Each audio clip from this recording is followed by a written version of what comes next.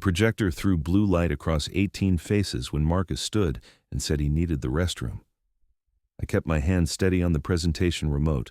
The slide showed our 3-year return projections, numbers I'd verified twice that morning.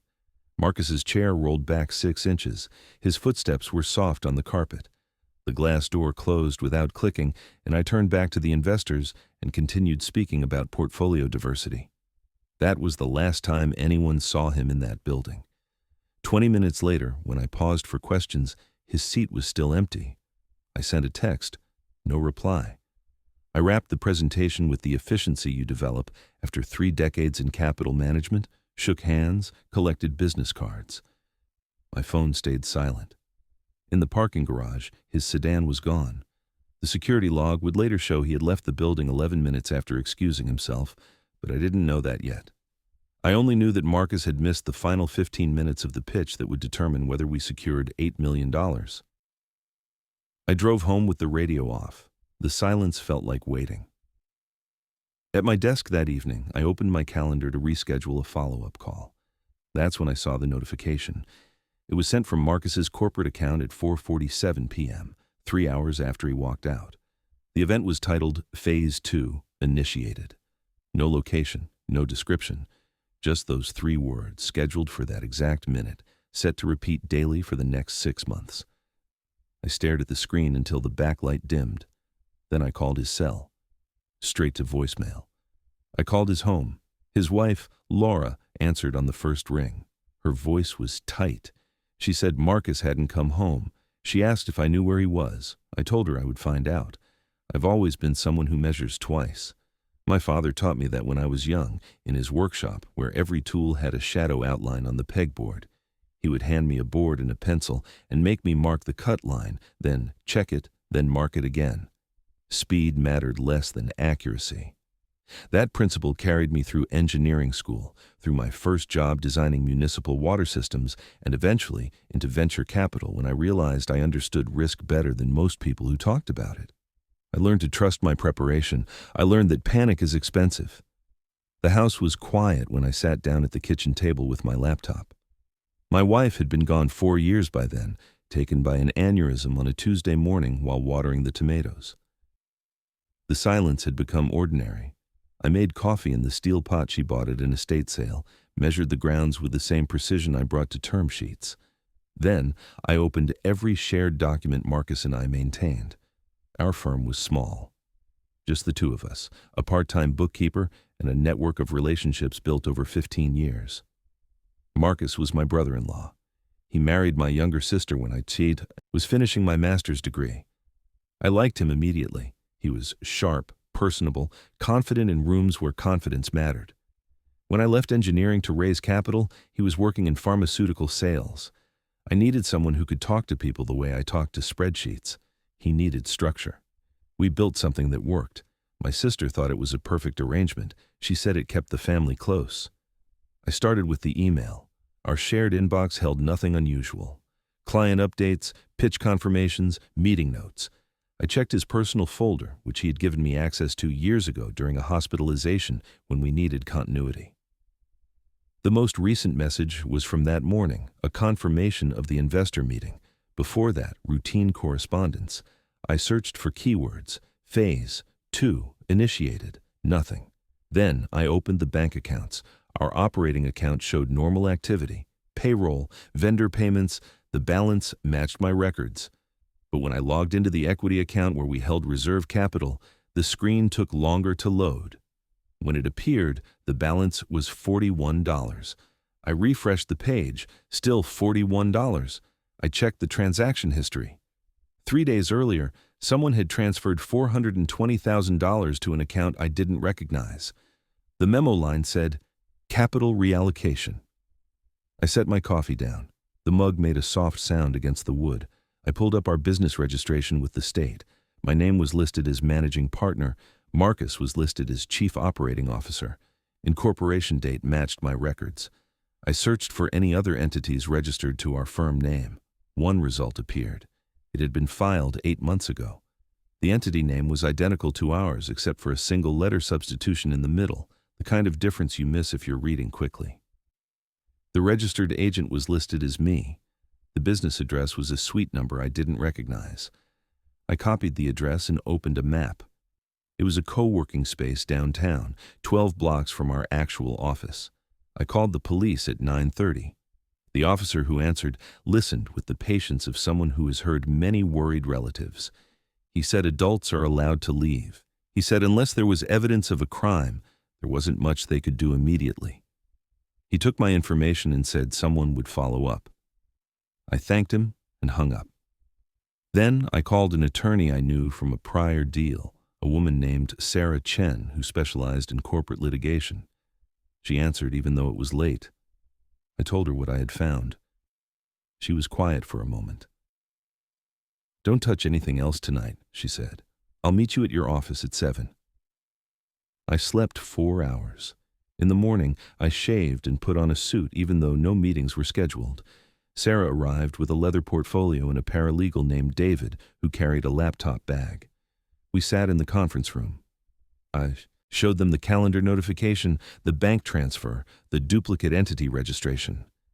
David took notes on a yellow pad. Sarah asked questions in a calm, sequential way that reminded me of how I approached due diligence. "Has he done anything like this before?" she asked. "No." "Any personal issues? Financial stress?" "Not that I knew about." "How much access did he have?" "Full access. We were partners." She nodded. "I need to look at every account, every contract, every digital trail. Can you authorize that?" "Yes." David opened his laptop. For the next 3 hours, we pulled records. With each query, the picture sharpened. The parallel company had opened bank accounts using documents that appeared to have my signature. It had applied for credit using our tax identification number. It had signed contracts with vendors I had never heard of. Someone had created email addresses that looked almost identical to ours, with minor misspellings designed to pass casual inspection. Money had been moving for months in small increments, always just under the threshold that would trigger automatic review. Sarah leaned back in her chair. "This is wire fraud, identity theft, possibly more." "Where is he?" I asked. "That's what the police need to find out." I called Laura again. She was crying. She said Marcus's phone was going straight to voicemail. She said his laptop was gone from the house. She said she checked their savings account and it was empty. I told her I was sorry. I told her I was working with an attorney. She asked me what Marcus had done. I told her I was still figuring that out. The next morning, a detective named Ramirez called. He had a steady voice and asked clear questions.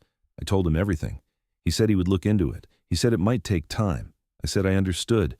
Then I went back to work. I began with the clients. We had 12 active investments, companies we had backed with funds that now sat in accounts I couldn't verify.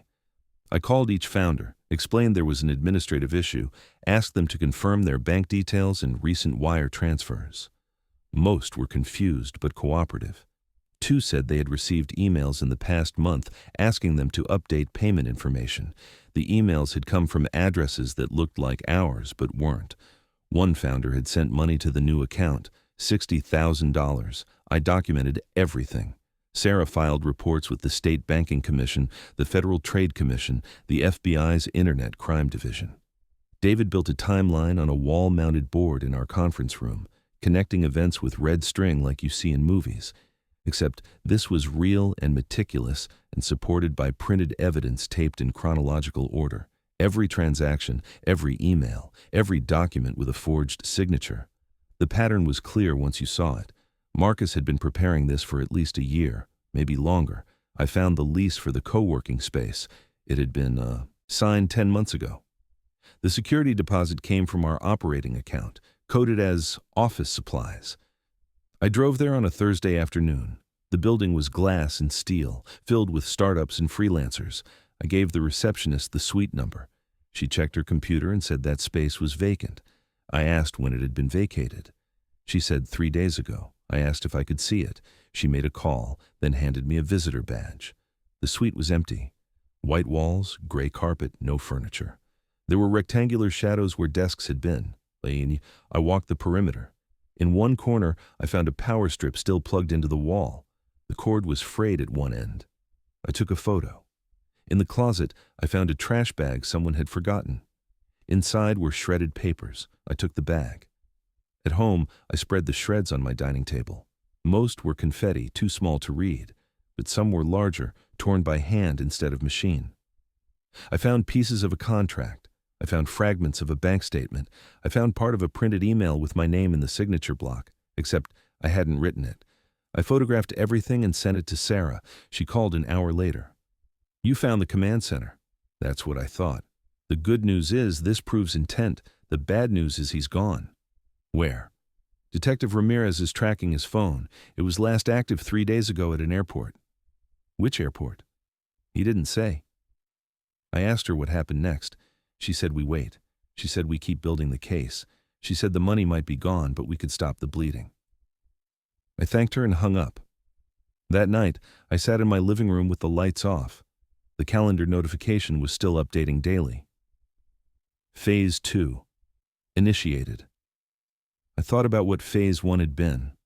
I thought about all the meetings where Marcus had taken notes, all the dinners where we discussed strategy, all the conversations where I believed we were building something together. I thought about my sister, who had called me that afternoon, sobbing, asking how I could accuse her husband of this. I told her I wasn't accusing, I was reporting facts. She hung up. I'd always believed that trust was earned through consistency. Marcus had been consistent for 15 years. He showed up, he performed. He smiled at my niece's birthday parties and remembered to send cards at holidays. When my wife died, he was the one who organized the reception, who made sure people had food, who stood beside me when I couldn't find words. That person couldn't have been faking all of it. But the evidence said otherwise, or the evidence said that person had changed, or the evidence said I had never known him at all. I made a list of what I needed to do. First, secure the remaining assets. Second, notify all clients formally. Third, contact every vendor and partner to verify no one else had been compromised. Fourth, preserve all evidence for the criminal investigation. Fifth, begin the process of dissolving the fraudulent entity. Sixth, rebuild. I numbered each item. I assigned deadlines. Planning is how you convert fear into structure. The next week moved like a deposition, one fact at a time. Sarah and David helped me freeze the accounts Marcus had opened. We filed emergency motions to block further transactions. We obtained court orders allowing us to access records. With each filing, we discovered more. Marcus had incorporated shell companies in 3 states. He had opened accounts under my name with forged articles of incorporation. He had secured lines of credit using assets I actually owned. The fraud was layered, sophisticated, designed to look legitimate until you examined it closely. Detective Ramirez called on a Tuesday. He said they found Marcus's car in long-term parking at the airport. He said the phone had been wiped remotely. He said Marcus had booked a ticket to Mexico City, then another ticket to Panama. After that, the trail went cold. I asked if he thought Marcus would come back. Ramirez said most people in these situations don't. I asked him about the money. He said they were working with financial crimes units in multiple jurisdictions. He said recovery was possible, but not guaranteed. He said it would take time. I told him I had time. The clients were harder. I met with each one individually. I explained what happened. I showed them documentation. I outlined what I was doing to protect their interests.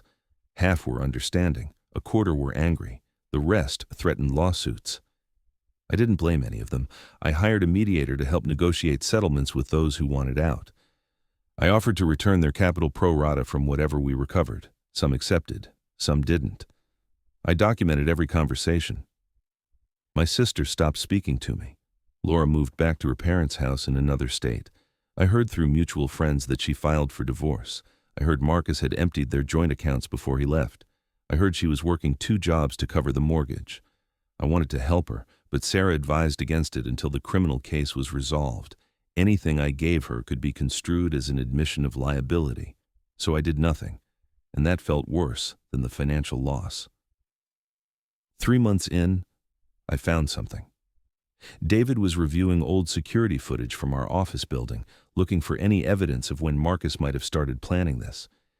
In a video from 14 months earlier, Marcus was visible in the parking lot, talking on his phone. David thought it was nothing, but something made me ask him to enhance the timestamp. It was 11:47 p.m. on a Saturday. Our office was closed. I checked my calendar for that date. I'd been at a conference in Boston. I asked David to pull footage from other late nights when I was traveling. He found 6 more instances, always late, always alone. I requested key card logs from building security. They showed Marcus had accessed the office 43 times, outside business hours over the past 2 years. Most were nights or weekends when I was documented to be out of town. I felt something shift in my chest, not quite anger, more like the recognition you have when a puzzle piece finally seats correctly. He had been methodical. He had waited until I was gone. He had used the time to access files, copy data, forge signatures on documents that required wet ink. The calendar notification suddenly made sense. Phase 1 had been preparation. Phase 2 was execution. The vanishing act during the investor meeting wasn't panic. It was the planned exit. He had probably scheduled it weeks in advance, waiting for a day when I would be occupied, visible, accounted for. The pitch meeting was his alibi of sorts, proof that he had been there until the moment he chose to disappear. Sarah said it was good evidence. She said it demonstrated premeditation. She said it would help in both the criminal case and any civil recovery efforts. I asked her what the chances were of finding him. She said that wasn't her area, but she knew people. She introduced me to a private investigator named Karen Wolf. Karen had worked fraud cases for 30 years, first with the FBI, now independently. She wore reading glasses on a chain and carried a worn leather notebook. We met at a coffee shop. I gave her everything I had. She took notes with a mechanical pencil, stopping occasionally to ask questions that revealed how much she already understood. People like your partner usually have an exit plan, she said. Somewhere they feel safe, somewhere they've been before. Any idea where that might be? I thought about it. He used to talk about Costa Rica, said he wanted to retire there. Did he travel there? Twice that I know of, said it was for vacation. When? Last year, and 3 years before that. She wrote it down. I'll start there. I asked her how long it would take. She said there were no guarantees. She said sometimes people surface on their own, get careless, make a mistake. She said sometimes they stay hidden forever. She said her job was to narrow the odds. I hired her. While Karen worked, I focused on rebuilding. I met with the clients who stayed, I restructured the firm, brought in a new partner who had been vetted by 3 separate background checks. I installed new controls, new oversight, new verification procedures for every transaction. I created redundancy. I eliminated single points of failure. It took 9 months, but we stabilized. We closed 2 new deals. We returned capital to investors on schedule. Slowly, trust rebuilt, not the naive kind from before, but something more durable, something tested. Then, on a Thursday in spring, Karen called. She said she found him. He was living in a coastal town in Costa Rica under a different name. He had purchased a house with cash. He was working as a consultant for tech startups looking to establish operations in Central America using credentials that were partly real and partly invented. She said he wasn't hiding exactly, just existing in a place where no one was looking. She said extradition was complicated but possible if we pushed. I sat with that information for a day. Then I called Detective Ramirez. He said he would coordinate with international authorities. He said it might take months. He said I should prepare for the possibility that even if they brought Marcus back, recovery of the funds would be partial at best. I told him I understood. I told him to proceed. The legal process moved like continental drift. Filings, responses, negotiations between governments. Sarah kept me updated. 6 months after Karen located him, Costa Rican authorities detained Marcus at a bank. He was attempting to wire money to an account in Singapore. The flags we had placed caught it. He was held for questioning. The extradition request was approved. 3 weeks later, he was flown back to the United States in the custody of federal marshals. I didn't attend his arraignment. Sarah represented our interests. She said he looked thinner, tired, older. She said he pleaded not guilty. I wasn't surprised. The trial was set for 8 months later. In that time, forensic accountants traced the money. They found accounts in 7 countries. They found real estate purchased under shell corporations. They found cryptocurrency wallets, investment accounts, annuities. Some of the money was gone, spent or moved beyond reach. But they recovered about 60% of what had been taken. It wasn't everything, but it was enough to make clients whole and keep the firm alive. The trial lasted 3 weeks. I testified on day 4. The prosecutor asked me to identify documents, explain our business relationship, describe the timeline of discovery. I answered each question calmly. Marcus's attorney tried to suggest I had been negligent, that I should have noticed the discrepancies sooner. I acknowledged that. I said trust is sometimes a vulnerability. The jury deliberated for 2 days. They found him guilty on 11 counts of wire fraud, 3 counts of identity theft, and 1 count of money laundering. The judge sentenced him to 8 years in federal prison and ordered restitution of the full amount, even though we both knew he couldn't pay it. Marcus stood when the sentence was read. He didn't look at me. Afterward, in the hallway, Laura approached me. She looked worn but steady. She said she was sorry. She said she had filed for divorce the day he was detained. She said she was rebuilding her life. I told her I was glad. She asked if I would ever forgive him. I thought about that. I said forgiveness wasn't something I was focused on. I said I was more interested in making sure it never happened again. She nodded and walked away. My sister sent me a letter 6 months later. It was short. She said she'd been wrong to doubt me. She said she understood now what Marcus had done, not just to the business, but to all of us. She said she hoped we could talk someday. I wrote back. I said someday sounded good. The firm continues. We're smaller now, more careful, but functional. I still measure twice. I still trust preparation over assumption. I installed systems that require 2 signatures, 2 reviews, 2 sets of eyes on every significant decision. It's slower, but it's safer. Some clients left and never came back. Others stayed and referred new ones. The work goes on. I think about Marcus sometimes, usually late at night when the house is quiet. I wonder if he planned it from the beginning or if it was something that grew over time, a small rationalization that became a larger one until the line was too far behind him to see. I wonder if he felt guilty or if he felt justified. I wonder if he thinks about what he destroyed beyond the money. Mostly, though, I think about trust, how it's built in inches and shattered in moments, how it requires vigilance without paranoia, openness without naivety, how it's a balance, you never quite perfect, just refine. I rebuilt my firm on that understanding. I rebuilt my relationships on it too. My sister and I talk now, carefully, about small things that slowly become larger things.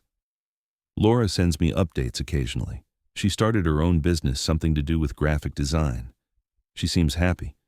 I still get the calendar notification sometimes, a ghost in the system that no one can quite delete.